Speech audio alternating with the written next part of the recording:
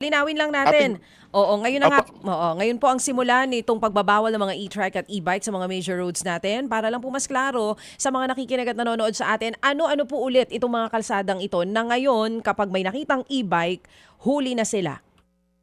Opo, ganito po 'yan. Kung matatandaan po ninyo nung last December, yun nga po yung nabanggit namin, binigyan po namin sila ng 30 days which is ang implementation po ngayon January 2.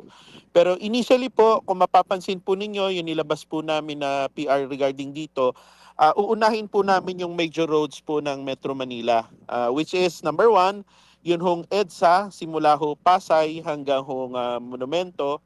Pangalawa po yung C5 Road. Pangatlo po yung Roas Boulevard. Pang-apat po yung Quirino Avenue to Magallanes sa may South Luzon Expressway. Magkabila po yan.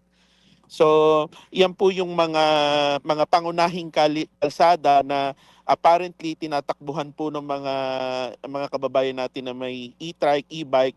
Kung matatandaan po ninyo, Manong Ted, nung Pasko may nag-viral ho na photo na isang four-wheel na e-bike tumatakbo po sa gitna ho ng EDSA, naka-counterflow pa.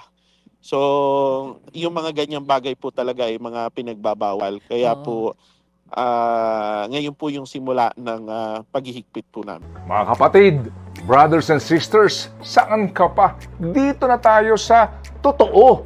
Dito na tayo sa True FM. Mga kapatid, mag-subscribe and follow po kayo sa social media accounts ng True Network PH. Yan po kami. Hanapin nyo lang True Network PH, Facebook, Instagram, YouTube, TikTok, and podcast.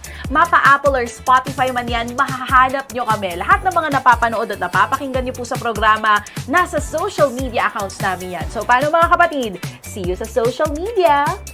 Dito tayo